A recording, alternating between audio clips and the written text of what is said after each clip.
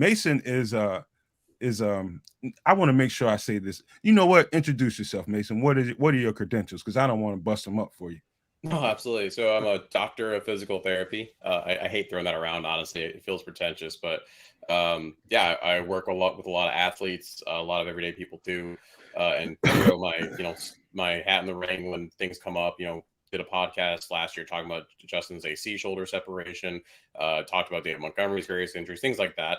And you usually do it on the Bare Bones show that I host along with Danny Meehan. You know what? I'm glad you said that because I'd have messed that up big time. Uh, but I really respect Mason and his expertise in that area. But not just that. The more I listen to Mason and the more I watch his takes on Twitter, he's got really deep football insight, and that's not to be sneezed at. And so I didn't ask him to come here just because he's got this, this sports science expertise behind him. He's really good at kind of, to me, at evaluating football and football talent. So it's just, to me, he's like the perfect storm of Bears football analysts. He can tell you about injuries. He can tell you about position versatility, anything like that. I really respect where he comes from and how he comes across with that kind of thing. So I'm glad you decided to come on and be a part of the show, man. I hope you can really open up some eyes. I don't know how much you know about that Chase Young injury, but it worries me, man. And I really can't wait till we get into that part of the show, man, because I think some fans need to hear some uncomfortable truths about that. Yeah, absolutely. First of all, thanks for that introduction. I mean, I need you to do my biography. That was I wrote that was awesome. But yeah, the Chase Young stuff is kind of scary. I know it's nice and easy to throw a jersey on him on an edit on Twitter and pine for that, but there's reason to be concerned for sure. Now that you got your vocal cords all warmed up, I really want to hear your take on Chase Young. I was gonna wait a little bit longer before we got into that, but damn it, I can't wait because I want to see and hear what kind of insight you have on that injury in particular. Because what I was led to understand based off information I saw on the internet was it was a multiplier kind of injury. It was an injury of two different kinds in the same knee, and what I was told, they had to reach into the opposite knee to get material to help that knee, the knee that was injured. And so I don't know all that stuff, all the detail about it, but if you can give us and all these guys that are in the chat just some insight on that, man, that will be great. Yeah, absolutely. So it actually starts a little further back than even his ACL that he had November 14th, 2021. So if you go back the year before, in 2020, he actually had a right inguinal groin strain. So basically what that means is there's the adductor group, which is right on that inner thigh area, way, way, way up there where it attaches to the pelvic bone. And he had a strain there in week 3 against the Browns. And he was sidelined for 1 game.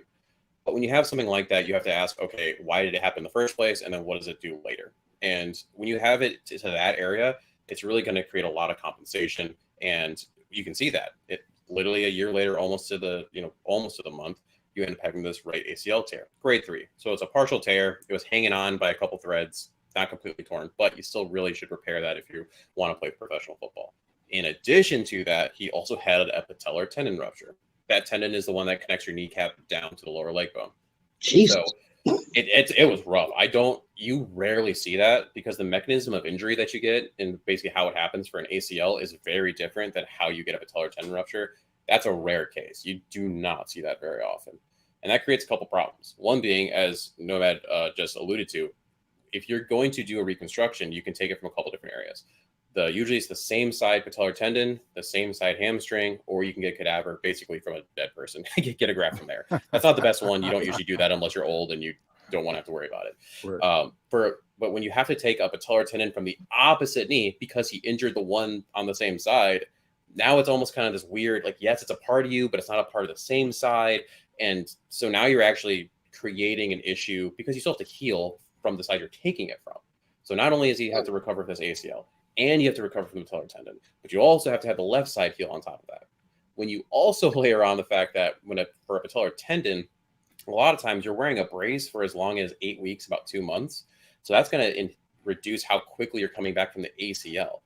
And now that's going to make it more difficult. In a normal ACL reconstruction, really they're showing that you're probably only about 75, 80% recovered by 1 year out, and you're really only at 100% by year 2. And that's because there's all these issues with bone bruising. There's issues when it comes to your proprioception, or basically your body's awareness of where that knee is in space, the brain to muscle control, and quad strength. All of that really takes about 20 to 24 months. So, and that's with a normal one. So now when you take in this patellar tendon rupture, that's real funky. And that's why he really didn't play until those final 3 games of last year. And even when he did, he was playing about 70% of the snaps in that final game. He wasn't really producing. It's not super surprising, because I don't know how he was really able to operate with the leg the way it was. Wow. Just listening to you just crystallizes how dumb I really am, man. This guy is really intelligent, man. And I learned a word while I was researching this called atrophy. If you want to explain that to people, go ahead. Yeah, so atrophy basically is another way you could say is muscle wasting, or basically the muscle just getting really weak and getting small. So there's a difference. You can lose strength without a muscle actually getting smaller. Once it gets smaller, it takes a lot longer and it's significantly harder to build. That's hypertrophy, the opposite of that. Getting bigger, getting bulkier in that muscle belly. So anytime you have an injury, you're going to get atrophy. When you get a surgery, you get more atrophy. When you have swelling, you can even just about 5 to 10 cc's of liquid, which is like a little like cup, that can reduce muscle output by as much as 50%. So when you have all that, you end up looking at people who have ACL tears. You end up seeing that one leg just looks smaller than the other. That reduces your capacity for strength, for power, and what you're ultimately able to do. So now you really have to question, where is he at? Because one of the ways you get rid of that atrophy is with some of the strength work that you do, but he probably had to table a lot of that because of that added patellar tendon rupture. So my guess is, if you really take a look, he's going to have a much smaller quad muscle, much smaller hamstring on that side. And that's going to take 2 to 3 years to really equal the other side. And that's if they're doing it right. It's surprising how mid a lot of these training rooms really are. Honestly, their whole thing is just get guys in and out. And there's not enough hands to deal with all the people that are in there, even someone who's as important to the team as Chase Young would be. Let's just cut to the chase. On a scale of 1 to 10. Unintended. let's what would you rate the level of risk from 1 to 10 to make a trade for him right now? Yeah, if 10 is like ultimate risk, I'm putting that at an 8. It's something that you have to be, and I think that's why he hasn't been traded. I do think Washington wants to move on from him, because you look at their defensive line, they have so many guys. Sweat, also, you're going to have to pay him soon. But you kind of want to see what Chase is going to bring, because as of right now, I'm sure teams are just lowballing them, right? I mean, a former number 1 pick that teams are probably offering you at best a 3rd rounder for. So, and that's because there's a lot of risk that goes along with it. So my guess is they want to get him on the field. They want him to produce a bit, just to make teams feel like, okay, like he's better than we think he is. And hopefully that they can ship him off and that he can pass a physical for that other team as well. Wow.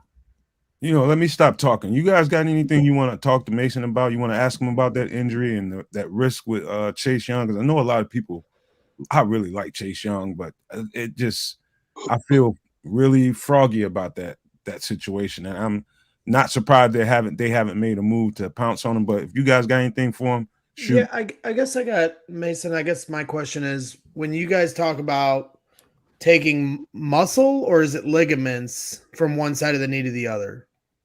Ligament. So ligaments. When you look at it from like the kneecap downwards, there's that white strip. You're taking a bit of that tendon away from there in order to put that in the knee. Okay, so my question is, why is it better to take the muscle from your own body as opposed to the cadaver? Or why isn't it why would you want to affect the other side of the other leg on your own body when you could just go to a cadaver? Like, I would think that would be standard operating procedure, unless it's a faster recovery when it's your own muscle or own ligaments, I should say.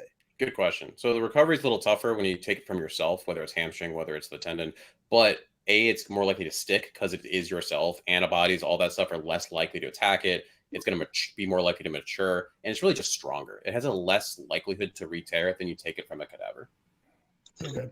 I think my question, Mason, would be, I know you can't speak on him specifically, but with the injuries and the recoveries that he's had, how will that long-term affect his ability to do what, makes him him?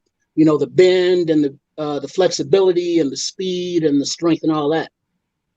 It's definitely going to have a pretty robust effect. That's one of the reasons I brought up that original injury, that groin strain he had a year prior, because now you're looking at a cascade effect, right? You're saying he had this originally, same side, now he's got the knee and the double knee for that matter. So what else is going to be going on, right? Do you have ankle issues pop up? Do you have back issues pop up? Do you have compensation where now the other side, which you had to take a bit of this tendon from, right, in order to make this work? Like I had my ACL done and I still get right where they took my that tendon away from me, a pain right there, just because of how that affects the biomechanic of the knee. So ultimately, it definitely shortens the lifespan of your career, unfortunately, and it can also affect ultimately like how much you can do at any given point in time. It really boils down to how patient you're going to be, because kind of like I alluded to earlier, they're going to get these guys out there as fast as possible. Like you only have a certain number of years that you have normally, let alone with an injury. So these guys want to get out there as fast as possible. The teams want them out there as fast as possible. You're not going to wait 2 years. You're just not. So you're going to get them out quicker. And when you have that, it's going to definitely put some stress on those joints more so than you want. Wow. Mason, this is great information, man. And I just immediately thought about that report that came out about all of the different, where they rated all of the different facilities and doctors and staffs of the different organizations. And I just looked it up. And the Washington Redskins got the very last grade. They got an F. They're the 32nd ranked team in the league. Their training staff is ranked the D31st. So that's also concerning. They're the Commanders. Well, they don't Commanders, even have Commanders. They don't even have an owner right now. So. Can't be any worse than the Bulls one. Oh, that's another podcast. Never mind. Yeah, that's true. That's true. Or the I won't make a Sox joke on the show. I promise, Sean. I'm sorry. No. I think ultimately when it That's comes down real. If you look at that report you were just talking about, the Ravens were also ranked really, really low. Which team had tons of running back injuries? Which team had their stud wide receiver Bateman have a Liz Frank injury? Which team had Lamar out multiple weeks? It all connects.